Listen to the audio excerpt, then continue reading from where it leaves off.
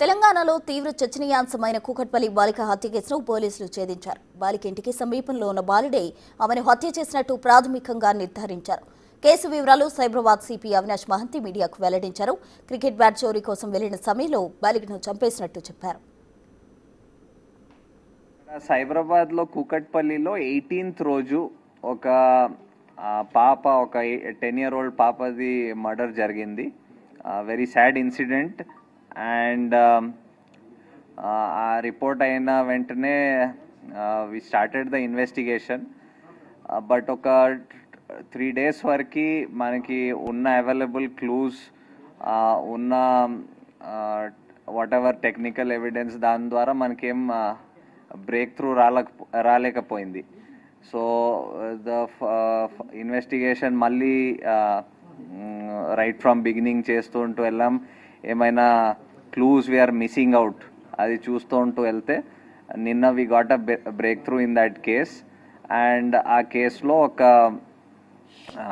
Neighbouring ఇల్లులో ఉన్న ఒక 14-year-old అబ్బాయి, he was found to have committed ఆ మర్డర్ని. బేసికలీ ఆయన ఏం చేశాడంటే, వాళ్ళ ఇల్లు దగ్గర దగ్గర ఉంటుంది. సో వీళ్ళ టెర్రస్ నుంచి వాళ్ళ టెర్రస్ వరకు విదౌట్ ఎనీ ప్రాబ్లం వెళ్ళిపోవచ్చు, దూకి వెళ్ళిపోవచ్చు. సో ఆయన ప్రకారం ఆయన దూకేసి అక్కడ వెళ్ళి ఒక క్రికెట్ బ్యాట్, వాళ్ళ ఇంట్లో ఒక క్రికెట్ బ్యాట్ ఉంటుంది, ఆ క్రికెట్ బ్యాట్ దొంగతనం చేయడం అని, అది ఆయన దగ్గర పెట్టుకోవడం అని అనుకొని వెళ్ళాడు. సో అది వెళ్తప్పుడు అక్కడ అది బ్యాట్ తీసుకొని బయటకు వస్తప్పుడు ఆ పాప హ్యాస్ సీన్ హిమ్. చూసినాక వెంటనే అరిచింది. అరుస్తే ఈయన భయపడి ఇమీడియట్లీ ఆమెకి అక్కడ ఆ ఇంట్లో బెడ్రూమ్లో తోసేసి అక్కడ ఆయన దగ్గర ఉన్న ఆయన ఒక నైఫ్ పట్టుకు వెళ్ళాడు. సో ఆ నైఫ్తో he stabbed her and then వచ్చేసాడు. అండ్ ఇన్ఫ్యాక్ట్ మనకి తర్వాత ఇన్వెస్టిగేషన్ డీటెయిల్లో చూసేటప్పుడు మన ఐఓస్ రియలైజ్ దట్ ఇనీషియల్ స్టేజెస్లో కూడా ఎగ్జామిన్ ఆయనతో మాట్లాడేటప్పుడు he had actually misled the investigators by telling that నాకు వినిపించింది, పాప అరిచినట్టు వినిపించింది. అండ్ 10 o'clock అలా he try to tell some story around that. So but అది అప్పుడు డిఫరెంట్ సర్కమ్స్టాన్సెస్ ఆ ఇన్వెస్టిగేషన్ చేస్తుంటూ అది తెలిసింది తర్వాత. సో బేసికలీ ఆ కేసు మొత్తం డిటెక్ట్ అయింది, ద మర్డర్ వెపన్ కూడా రికవర్ అయింది. దాంతోపాటు కొన్ని అదర్ ఎవిడెన్స్, అదనపు ఎవిడెన్స్ కూడా మనకి దొరికింది. సో దాని బేసిస్ మీద మేము ఇప్పుడు కేసుకి ముందుకు తీసుకొని ఫైనలైజ్ చేసేస్తాం. ఇక్కడ సైబరాబాద్లో కూకట్పల్లిలో 18th రోజు ఒక పాప, ఒక 10-year-old పాపది మర్డర్ జరిగింది. Very sad incident.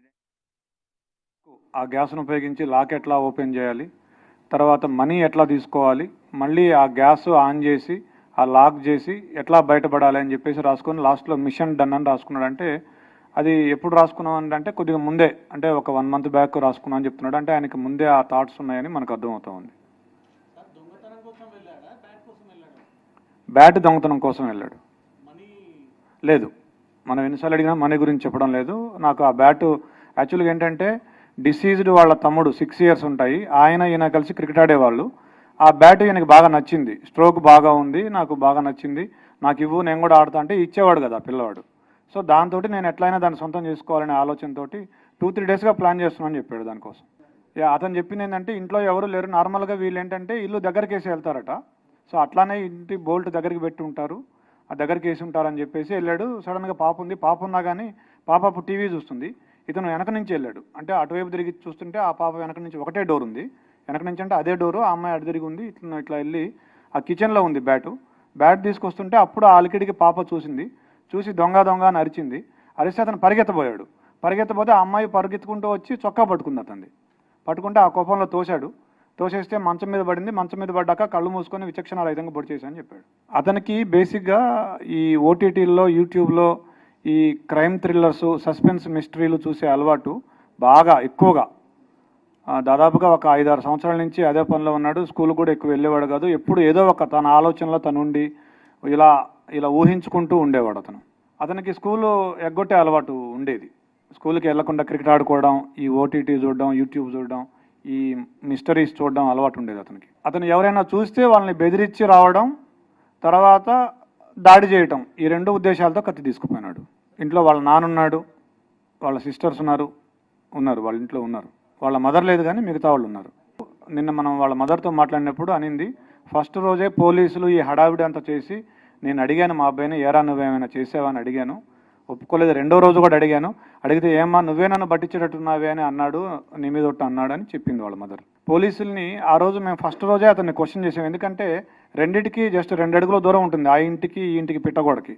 మేము క్వశ్చన్ చేసాం ఆ ఇంట్లో ఉన్న వాళ్ళని, 3rd 4th ఫ్లోర్లో, వీళ్ళు 4th ఫ్లోర్లో ఉంటారు, 3rd ఫ్లోర్ నుంచి వెళ్ళొచ్చు. పోలీసులకి మాకేం చెప్పాడంటే ఆ రోజు, నాకు 10:15 ఆ టయానికి డాడీ డాడీ అని గట్టిగా అరుపులు వినిపించాయి అని చెప్పాడు. రాష్ట్రాన్ని షేక్ చేసిన కూకట్పల్లి బాలిక హత్య కేసుకు సంబంధించి పోలీసులు నిందితుడిని కనుగొనడం జరిగింది. అసలు దానికి సంబంధించిన వివరాలు కూడా మీడియాకు వెల్లడించారు. అసలు ఏంటి, ఏ విధంగా జరిగింది, మొత్తం కంప్లీట్ డీటెయిల్స్ అందించేందుకు మా అసోసియేట్ ఇన్పుట్ ఎడిటర్ నగేష్ సిద్ధంగా ఉన్నారు. నగేష్, అంటే క్రికెట్ బ్యాటు దొంగిలించడం కోసమే వెళ్ళి సహస్రను మర్డర్ చేశారని చెప్పి పోలీసులు ఆన్ రికార్డ్ చెప్పుకొచ్చారు. కానీ ఆ పిల్లోడికి ఆల్రెడీ బ్యాక్ ఎండ్లో దొంగతనాలు చేసే అలవాటు ఉంది. అంతకుముందు 1-2 నెలల ముందే ఒక ఫోన్ కొన్నాడు. ఆ ఫోన్ కూడా దాదాపుగా 10,000 రూపాయల పైన ఉంటుంది.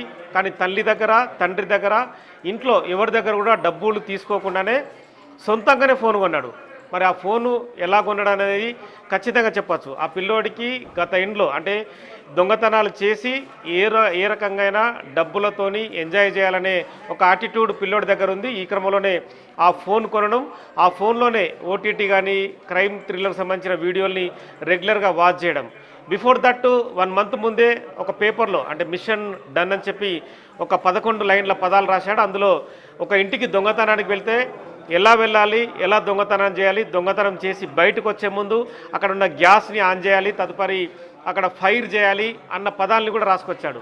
కానీ 14-15 ఏళ్ల పిల్లోడు క్రైమ్ థ్రిల్లర్ని తలపించే విధంగా క్రికెట్ బ్యాట్ కోసం వెళ్ళి సంపాడనేది పోలీసులు ఆన్ రికార్డ్ చెప్పుకొస్తున్నారు. కానీ ఆఫ్ ద రికార్డులో కొంతమంది మనకు అంటే వస్తున్న సమాచారం మేరకు దొంగతనం కోసమే ఆ పిల్లోడు ఇంట్లోకి వెళ్ళాడు. ఇంటి లోపల డబ్బులు ఏమాత్రం దొరకలేదు. కానీ అప్పటికే అమ్మాయి లోపల ఉంది. అమ్మాయి స్కూలుకు వెళ్లకుండా ఇంట్లో ఉండడమే అమ్మాయి ప్రాణం తీసిందని ఖచ్చితంగా చెప్పచ్చు. ఇంట్లో తల్లిదండ్రులు కూడా లేకపోవడం కూడా అమ్మాయి పాలిట శాపమైంది. కానీ 14 ఏళ్ల పిల్లోడు 10 ఏళ్ల పిల్లని బెడ్ పైన పడేసి కళ్ళు మూసుకొని విచక్షణ రహితంగా తన ఒక చేతిలో స్క్రూ డ్రైవరు, మరో చేతిలో కత్తి, ఆ కత్తి కూడా ఇంట్లో కూరగాయలు మామూలుగా మనం తరుక్కునే అంటే ఉల్లిగడ్డలు కానీ టమాటాలు కానీ కట్ చేసుకునే కత్తిని వెంట తీసుకెళ్ళాడు. అంటే మోటివ్ ఏందనేది మనకి ఇక్కడ అర్థమవుతుంది. అంటే ఆ ఇంట్లో కూడా అలాంటి పరిస్థితులు పెద్దవాళ్ళు ఉంటే వాళ్ళపైన కూడా అటాక్ చేసేవాడా అన్న క్వశ్చన్ మార్క్ కూడా ఖచ్చితంగా చెప్పచ్చు. కానీ పసిపిల్ల అంటే బయట లోకం తెలియదు, ఆ ఈ పిల్లోడు పొలుస్తాడన్న ఆ విషయం కూడా తెలియదు. ఎందుకంటే తనతో పాటే తిరిగాడు, తనతో పాటే ఆటలాడుకునేవాడు, కింద ఎప్పుడు కూడా క్రికెట్ కానీ మిగతా ఆటలు ఆడేవాడు. అంటే చుట్టుపక్కల జనాలు కూడా ఎప్పుడు క్రికెట్ ఆడుతూ వీళ్ళతోనే కలిసి తిరిగేవాడని చెప్పుకొస్తున్నారు. సహస్ర తన సొంత అన్నతో కూడా ఈ పిల్లోడు క్రికెట్ ఆడేవాడు, ఆ క్రికెట్ ఆ బ్యాట్ గురించి చెప్పుకొస్తే కనుక ఆ బ్యాట్కు స్ట్రోక్ బాగా ఉంటుందని చెప్పుకొస్తున్న పరిస్థితి. కానీ పిల్లోడు యాటిట్యూడ్ చాలా విచిత్రంగా ఉంది. ఆ పోలీసులు వచ్చిన క్రమంలో అంటే మర్డర్ చేసి ఇంట్లోకి వెళ్ళి ఫ్రెష్ అప్ అయి బయటకు వచ్చి ఈ మర్డర్ జరిగిందని చెప్పి పోలీసులు మామూలుగా రకరకాలుగా స్థానికులు విచారించే క్రమంలో ఆ పాప అరిచింది. ఆ అరుపులు ఎవరు విన్నారంటే ఫస్ట్ ఈ పిల్లోడు చేయలేబెట్టాడు, నేనే అరుపులు విన్నానని చెప్పాడు. అంటే అక్కడే మొదట పోలీసులకు ఈ పిల్లోడి మీద అనుమానం వచ్చింది. కానీ చిన్న పిల్లోడు కాబట్టి మొదటి రోజు ఆ పిల్లోడిని ఏమనలేదు.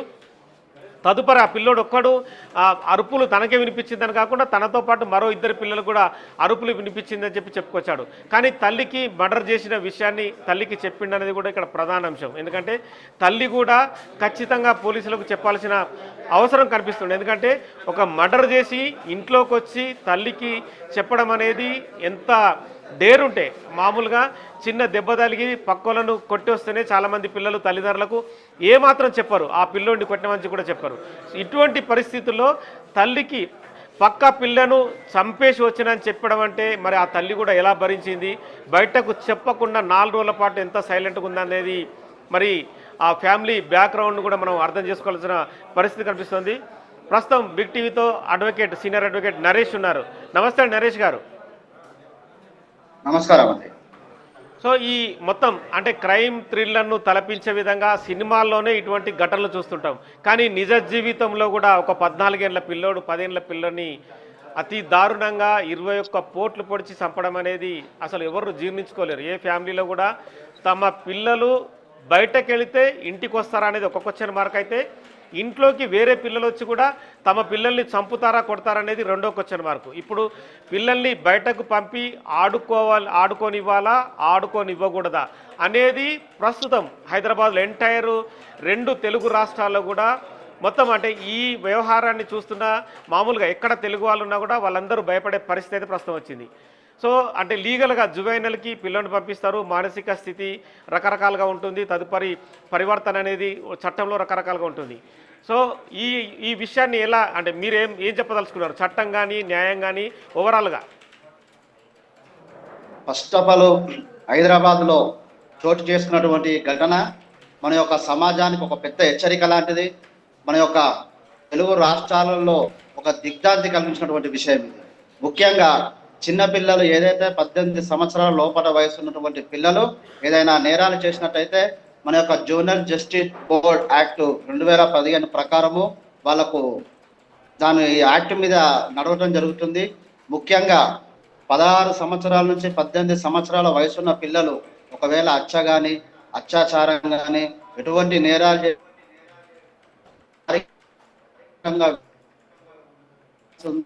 చేస్తుంది.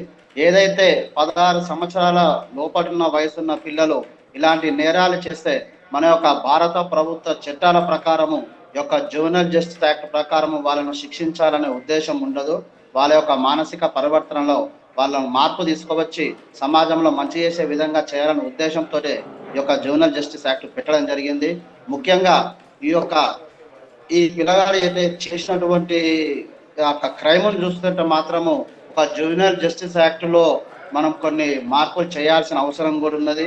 ముఖ్యంగా జూనియర్ అనే దాని యొక్క వాడుకో అంటే 18 సంవత్సరాల లోపల ఉన్న వారి పిల్లలు మాత్రమే అంటుంది. గతంలో కూడా మనం నిర్భయ యాక్ట్ కూడా చూసాము.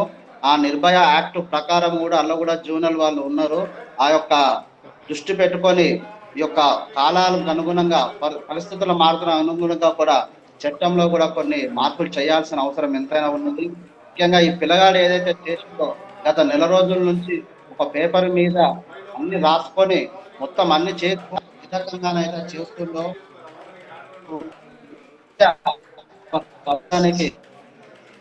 కలిగిస్తున్నటువంటి విషయము. అది కూడా లాస్ట్ కూడా డన్ ఆపరేషన్ డన్ అని చెప్పని ఒకటి రాసుకున్నాడు. ఆ విషయం కూడా చాలా దిగ్భ్రాంతి కలిగిస్తుంది. ముఖ్యంగా మన యొక్క తల్లిదండ్రుల బాధ్యత ఎంతైనా ఉందని చెప్పి మేము చెప్తున్నాము. ఏదైతే ఈ యొక్క నివారణ కావాలంటే ముఖ్యంగా తల్లిదండ్రుల పర్యవేక్షణ, పిల్లల ప్రవర్తన మీద వాళ్ళ యొక్క ఆన్లైన్ విధానము, వాళ్ళ యొక్క స్నేహితుల వర్గం ఏ రకంగా ఉందో కూడా కనిపెట్టాల్సిన అవసరం ప్రతి ఒక్క తల్లిదండ్రుల మీద ఉంది. అదేవిధంగా రోజు తల్లిదండ్రులు ఉద్యోగాలు చేస్తూ, భార్యాభర్తలిద్దరు ఉద్యోగాలు చేస్తూ ఇంటికి వచ్చిన తర్వాత పిల్లలతో మాట్లాడుకోకుండా ఆ పిల్లలకు ఒక ట్యాబ్ ఇచ్చి మనం ఒక ఫోన్ పట్టుకొని వాళ్ళు అసలు ఏం చేస్తున్నారు, అబ్బాయిలు వాళ్ళు ఫోన్లో ఏం చూస్తున్నారు, అసలు ఏం నడుస్తుందో సమాజం కూడా అర్థం కాని పరిస్థితి ఉన్నది. ఇప్పటికైనా ఏదైతే ఈ పిల్లగాడు హర్రర్ సినిమాలు, క్రైమ్ వెబ్ సిరీస్లు చూస్తూ ఈ రకమైన మర్డర్కు ప్లాన్ చేసిండంటే అంటే ఒకవేళ ఇంటికి పోయి బ్యాటు దొంగతనం చేస్తే ఒకవేళ ఎవరన్నా అడ్డు వస్తే ఏ రకంగా చంపాలి, ఎట్లా తప్పించుకోవాలని కూడా ప్రీ ప్లాన్ ప్రకారం ఒక 14 సంవత్సరాల వయసు ఉన్న వ్యక్తి ఆలోచన విధానం కాదు. మనం కూడా ఆ యొక్క పిల్లల ఆలోచన విధానాన్ని బట్టి ఒక శిక్షలు కూడా ఉండాలని చెప్పి మేము తెలియజేస్తున్నాము.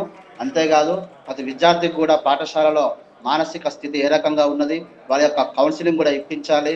అదేవిధంగా ఎన్జిఓ సంఘాలు కానీ వివిధ సంఘాలతోటి పాఠశాలలో ఈ యొక్క పిల్లలు నేరాలు చేస్తే ఏ రకమైనటువంటి క్రైమ్ ఉంటుంది, హింసాత్మకాలు పాటిస్తే, మత్తు పదార్థాలు తీసుకుంటే ఏ రకమైన ఉంటాయో కూడా చెప్పాల్సిన బాధ్యత ప్రతి ఒక్క పాఠశాలలో ఉంది. అదేవిధంగా పాఠశాలలో కూడా విద్యా విధానంలో మార్పు తీసుకురావాలి. ఖచ్చితంగా విలువల ఆధారిత విద్య, అదేవిధంగా నైతిక పాఠాలు, యోగా, జ్ఞానం వంటి పాఠాలను పాఠశాలలో ప్రవేశపెడితే కూడా మానసిక. ఇప్పుడు ఈ పిల్లోడు ఆ పిల్లను చంపిన తర్వాత లోకల్ పీపుల్ కానీ, తండ్రి కానీ, తల్లి కానీ ఆ పిల్లోడిని చంపేయాలి, పెట్రోల్ పోసి తగలబెట్టాలని చెప్పి చాలామంది డిమాండ్ చేస్తున్నారు. కానీ చట్టాలు ఎవరిని అనుమతించవు. జువైనల్ చట్టం ప్రకారం అయితే ఆ పిల్లోడిని జువైనల్ హోమ్ పంపుతారు. ఇప్పటికే జువైనల్ హోమ్లో చాలామంది పిల్లలు అందులో జాయిన్ అయిన తర్వాత గోడలు దూకి ఏదో రకంగా పారిపోయే ప్రయత్నం చేస్తున్నారు. కానీ ఇలాంటి పిల్లోడు అందులోకి వెళ్ళిన తర్వాత మిగతా పిల్లలకు కూడా ప్రమాదం ఉండదా అనేది ప్రతి ఒక్కరికి క్వశ్చన్ మార్క్. ఎందుకంటే ఈ పిల్లోడు అక్కడికి వెళ్ళిన తర్వాత ఆల్రెడీ ఒక మర్డర్ చేసిండు. వేరే వాళ్ళని కూడా అటాక్ చేసి వేరే వాళ్ళని ఎవరైనా క్రిటిసైజ్ చేస్తే ఈ పిల్లోడు ఊరుకుంటాడు అనేది కూడా ఇప్పుడు క్వశ్చన్ మార్కు. కానీ చట్టం మాత్రం ఆ జువెనల్ హోమ్ పంపించాలి, పరివర్తన తెప్పించాలనేది చట్టం కానీ న్యాయం కానీ వాళ్ళు చెప్పే విధానం, వాళ్ళు చెప్పేది లా. కానీ ఇక్కడ లాకు అతీతంగా పిల్లోడి ప్రవర్తన ఉంది. కానీ లాకు అతీతంగా ఉన్నా కూడా లాలో కూడా కొన్ని మార్పులు చేయాల్సిన అవసరం ఉంది. ఇది కూడా ఇప్పుడు ఈ అబ్బాయిని పిల్లోడిని చూసుకుంటేనే మనకు అర్థమవుతుంది. 14 సంవత్సరాల వయసులో అంటే అతని మైండ్ సెట్ సంపూర్ణంగా పర్ఫెక్ట్ గా ఉంది. ఏం చేస్తే ఏమవుతుంది, ఏం చేస్తే ఏ రకంగా తప్పించుకోవాలని స్కెచ్ చేసిందంటే వాళ్ళ పరివర్తన, వాళ్ళ యొక్క మైండ్ సెట్ ప్రకారం కూడా వాళ్ళ మీద విచారణ జరగాల్సిన అవసరం కూడా ఉన్నది. ఈ యొక్క రాష్ట్ర ప్రభుత్వాలు, కేంద్ర ప్రభుత్వాలు కూడా ఈ విషయం మీద ఆలోచించి ఖచ్చితంగా వాళ్ళ యొక్క కోర్టు ఉద్దేశము, భారత ప్రభుత్వ చట్టాల ఉద్దేశం ఏంటంటే శిక్షించడం వల్ల వాళ్ళ నేరారోపణ ఇంకెక్కువైతుంది. శిక్షించకుండా వాళ్ళ యొక్క మార్పు తీసుకురాని ఉద్దేశంతోనే చిన్నపిల్లల మీద జూనియర్ హోమ్స్ లో పంపించి వాళ్ళను ఆ కోర్టులలో ఎక్కువగా ఉంచకుండా మన భారత ప్రభుత్వం ప్రకారము. కానీ ఇక్కడ చాలా మంది కొందరు రేజ్ చేసే క్వశ్చన్ ఏంటంటే ఇప్పుడు 2-3 ఏళ్ళలో మానసిక ప్రవర్తన కింద అంటే 14 నుంచి 18 వరకు వచ్చే వరకు జువెనల్ హోమ్లో ఉంచుతారు. అంటే జువెనల్ హోమ్ల అంటే తీర్పుల ప్రకారం, చట్టాల ప్రకారం ఎంత శిక్ష పడుతుంది ఆ పిల్లోడికి? 14 సంవత్సరాల వయసు లోపల ఉంటే మాత్రము శిక్ష తక్కువనే ఉంటది. అదే 16-17 సంవత్సరాల వయసు ఉన్న వాళ్ళు కానీ ఏమైనా అత్యాచారాలు లాంటివి చేస్తే మాత్రము వాళ్ళకు పెద్దలకు ఏ రకమైనటువంటి విచారణ జరుగుతుంది, అదే విచారణ జరుగుతుంది, అదే రకంగా శిక్ష పడుతుంది. మనం కూడా ఒకటి ఏం చెప్తున్నామంటే జూనియర్ నేరాలను కూడా కొంచెం తగ్గించడానికి ఆ జూనియర్ పోలీస్ యూనిట్లను కూడా ఏర్పాటు చేయాలి. అదేవిధంగా కోర్టులు కూడా ప్రివెంటింగ్ ఆర్డర్స్ అంటే నిరోధక ఆదేశాల ద్వారా పాఠశాలల తల్లిదండ్రులు సమాజంలో మార్పులు తీసుకురావడానికి కూడా కఠినమైన నిర్ణయం తీసుకోవాలి. ఎవరైతే పిల్లలు ఏ రకంగా ఉన్నా మారాల్సిన బాధ్యత కూడా ఒక ప్రభుత్వాల పైన, ముఖ్యంగా తల్లిదండ్రుల పైన కూడా ఉన్నది. మీరు ఇందాక ఒకటి అన్నారు, రంగారెడ్డి జిల్లా కోర్టులోనే ఒక తీర్పు వచ్చింది. నిర్భయ చట్టం పహాడీ షరీఫ్ ఘటనలో, పహాడీ షరీఫ్ లిమిట్స్ లో జరిగిన ఏదైతే ఒక ఫామ్ హౌస్ లో ఒక అత్యాచారం జరిగింది, అత్యాచారంలో మైనర్ పిల్లలు కూడా పాల్గొన్నారు. అప్పుడు మీరు ఆ తీర్పు వివరించినప్పుడు ప్రత్యక్ష సాక్షిగా ఉన్నారు, మీరు అడ్వకేట్గా కూడా అదే కోర్టులో ఉన్నారు. ఆ తీర్పుని ఎనలైజ్ చేస్తే ఎలా చూడొచ్చు? అదే చెప్తున్నా కదా, ఆల్రెడీ ఇప్పుడు కాలానికి అనుగుణంగా ఇప్పుడు మొత్తము ఆన్లైన్, ఏఐ టెక్నాలజీ నెట్వర్క్ పెరుగుతున్న ఆల్రెడీ నిర్భయ యాక్ట్ ప్రకారము ఏదైతే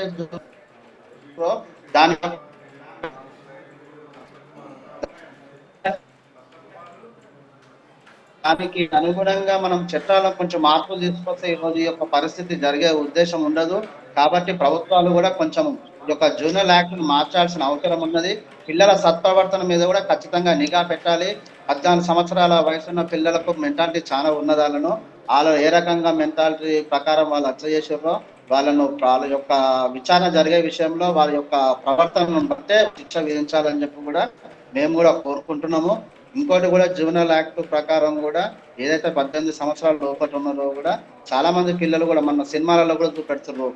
ఒక సినిమా రీసెంట్ ఒక సినిమా టీవీలో చూసిన దాంట్లో చిన్న పిల్లలను 14 సంవత్సరాలు వీళ్ళని ఏం చేస్తాడు, గంజాయి దాపించి మధ్యలో చేపిస్తుంటాడు. ఎందుకు చంపుతున్నారు నువ్వు అంటే మేము జైలుకు పోతే మమ్మల్ని ఏం చేయాలి. అలాంటి సినిమాలు తీయడం కూడా బ్యాన్ చేయాలి. ఫస్ట్ ముందు ఎటువంటి సినిమాలు, నేరారోపణ ఉన్న సినిమాలను రాకుండా అడ్డుకోవాల్సిన బాధ్యత కూడా ఈ యొక్క ప్రభుత్వాల పైన ఉన్నది. ఈ యొక్క పిల్లలకు కూడా ఫోన్లు ఇవ్వకండి. ఫోన్లో మేము చిన్న ఉన్నప్పుడు, మేము డిగ్రీలు ఉన్నప్పుడు ఫోన్లు తీసుకోవడం జరిగింది. అప్పటి వరకు మనకు ఫోన్ ఎట్లుంటుందో కూడా తెలియదు. ఈ రోజు ఇంటికి పోయినామంటే చిన్న పిల్లలకు, వాళ్ళు చదువుకునే పిల్లలకు అన్నం తినిపించుకుంటే ట్యాబులు పెట్టి చూపించే పరిస్థితి ఉంది. ఖచ్చితంగా తల్లిదండ్రులు కూడా మార్పు రావాలి. మార్పు వచ్చి పిల్లల మీద దృష్టి పెట్టాలి. వాళ్ళు ఏం చేస్తారు, వాళ్ళు ఎక్కడ తిరుగుతున్నారు అనే దృష్టి పెట్టాలి. లేకపోతే మాత్రము ఈ రోజు ఈ ఘటన తల్లిదండ్రులు భయాందోళన కలిగిస్తుంది. పిల్లలను ఇంట్లో నుంచి బయటకు పోవాలంటే భయపడాల్సిన పరిస్థితి ఉంది.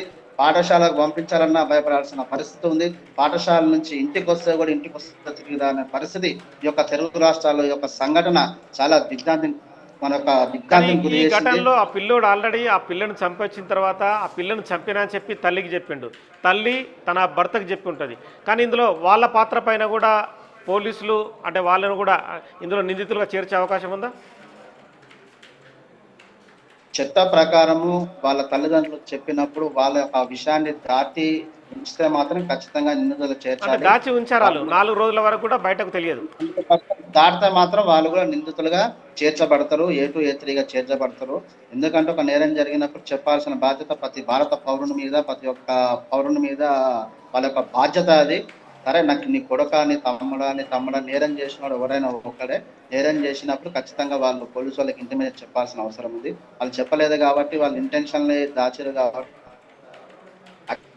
పిల్లోడు యాటిట్యూడ్ కూడా డిఫరెంట్ ఉంది. పిల్లోడు పోలీసులు అంటే ప్రైమరీగా ఈ ఇష్యూ జరిగిన తర్వాత 3-4 రోజుల నుంచి పిల్లోని గమనిస్తున్నారు పోలీసులు. కొంత అనుమానం వచ్చిన తర్వాతనే వాళ్ళు ఇంటి దగ్గర నుంచి పిల్లోని తీసుకొని 2 కానిస్టేబుల్, ఒక కానిస్టేబుల్ నడుతుంటే ఒక కానిస్టేబుల్ వెనుక కూర్చొని మధ్యలో కూర్చొని తీసుకెళ్ళాడు. పోలీస్ స్టేషన్కి వెళ్ళిన తర్వాత చంపేసినాను, కేసు పెట్టుకోండి, ఇంట్లో మా అమ్మ నాన్న ఎదురు చూస్తుందని చెప్పి అంత సింపుల్గా చెప్తున్నాడు పిల్లోడు. అదే నేను ఇప్పుడు ఇంతకుముందు ఒక విషయం చెప్పిన. రీసెంట్ ఒక టీవీలో నేను ఒక సినిమా చూసిన. సినిమాల ప్రభావం ముఖ్యంగా ఆ సినిమాలల్లో మైనర్లతో మర్డర్ చేయించి మేము చంపితే ఏం కాదు. రీసెంట్ లో చూస్తాను టీవీలో సినిమా. ఆ రకంగా ఒకటి సినిమాలు రావడం వల్ల పిల్లల మీద ఎంత ప్రభావం పడుతుందో కూడా ఒకసారి ఆలోచించాలి. ఆ యొక్క అర్రర్ సినిమాలు ఈ యొక్క ఇంట్లో కూర్చొని కూడా పిల్లగాడు మొత్తం ఇంట్లో కూర్చొని ఒంటరిగా ఉంటుందంటే అసలు ఒంటరిగా ఎందుకు ఉంటుండో ఆలోచించాల్సిన విషయం తల్లిదండ్రుల మీద ఉన్నది. మన పిల్లలు ఒంటరిగా ఉంటున్నారు, ఎప్పుడు ఉంటున్న వాళ్ళ యొక్క మెంటాలిటీని ప్రతి రోజు గమనించాలి. వాళ్ళ యొక్క మెంటాలిటీలో తేడా వచ్చినా కూడా ఎందుకు వచ్చినా కూడా వాళ్ళని గమనించాల్సిన అవసరం తల్లిదండ్రులకు ఉంది. ముఖ్యంగా ప్రతి ఒక్క తల్లిదండ్రులు కూడా కొంతమంది బాధ్యతాయుతంగా ప్రవర్తించాలి. పిల్లల మీద ప్రత్యేక దృష్టి పెట్టి వాళ్ళు ఏం చేస్తారు వాళ్ళతో కొద్దిసేపు మంచిగా మాట్లాడుతూ వాళ్ళకు కొన్ని నైతిక విలువలు నేర్పించాల్సిన బాధ్యత కూడా తల్లిదండ్రులకు ఉంది. ఓకే అండి, థ్యాంక్ యూ నరేష్ గారు. సో మొత్తానికైతే జువెనైల్ చట్టాల్లో మార్పు రావాల్సిన అవసరం కనిపిస్తుందని చెప్పి న్యాయ నిపుణులు చెప్తున్నారు. పిల్లలు అంటే సినిమాలు కూడా 14-15 ఏళ్ళ పిల్లలతోని సినిమాలలో గంజాయి అమ్మించడం, సిగరెట్లు తాగించడం, వేరే వాళ్ళపైన అటాక్ చేయించి వాళ్ళని మర్డర్ చేయించడం, ఇలాంటి ఘటనలు కూడా ఖచ్చితంగా సినిమాల్లో బ్యాన్ చేయాల్సిన అవసరం కనిపిస్తుందని చెప్పి లాయర్లు చెప్తున్నారు. చట్టాలు కూడా ఖచ్చితంగా మార్పు రావాల్సిన అవసరం కనిపిస్తుంది. గతంలో అయితే అంటే ఒక 20 ఏళ్ల క్రితం చూసుకుంటే కనుక ఉమ్మడి కుటుంబాల్లో పిల్లలు పెరిగేవారు. కానీ ఇప్పుడు అంతా కూడా పాష్ కల్చర్ అనేది సమాజంలో పెచ్చుమీరుతోంది. చాలామంది తల్లిదండ్రులు తమ కొడుకులు CBSE చదువుతున్నాడు, ICSE చదువుతున్నాడు, ఇంగ్లీష్ పాష్ మాట్లాడుతున్నాడు, ఆ పక్క వాళ్ళకు అంటే చెప్పి సంతోషిస్తున్నారు. కానీ అదే పిల్లడి యాటిట్యూడ్ ఎట్లా ఉంటుంది అనేది కనీస అంటే వాళ్ళను చూడకపోవడం, వాళ్ళని పట్టించకపోవడం అనేది కూడా పిల్లల్లో నేర ప్రవర్తన ఖచ్చితంగా పెరుగుతుందని చెప్పి ఈ ఘటన అయితే రుజువు చేస్తుంది. మధ్యతరగతి కుటుంబంలో జరిగిన ఈ మర్డర్ చాలామంది పెద్ద కుటుంబాలని ఆలోచింపజేస్తుంది, కింది స్థాయి కుటుంబాలను కూడా ఖచ్చితంగా ఆలోచింపజేస్తుంది. కానీ పిల్లలు సత్ప్రవర్తన కలిగి ఉన్నారా లేరా, స్కూల్కి వెళ్ళిన తర్వాత వాళ్ళు ఏం నేర్చుకుంటున్నారు, క్రమశిక్షణ ఉందా లేదా, పిల్లోడి ప్రవర్తన ఏంటి, పిల్లోడి చేతిలో కొత్త వస్తువు కనిపిస్తే ఆ కొత్త వస్తువు ఎక్కడి నుంచి వచ్చిందన్న కనీసం వాళ్ళని క్వశ్చన్ చేయకపోవడం కూడా తల్లిదండ్రులు ప్రతి ఒక్కరిని కూడా ఖచ్చితంగా వాళ్ళని ప్రశ్నించాల్సిన అవసరం కనిపిస్తుంది. తల్లిదండ్రులు కూడా పిల్లలపైన జాగ్రత్త వహించాలి, పిల్లల యాటిట్యూడ్ని ఎప్పటికప్పుడు గమనిస్తూ ఉండాలని చెప్పి కూడా ఈ ఘటన అయితే రుజువు చేస్తుంది. Right, thank you Nagesh.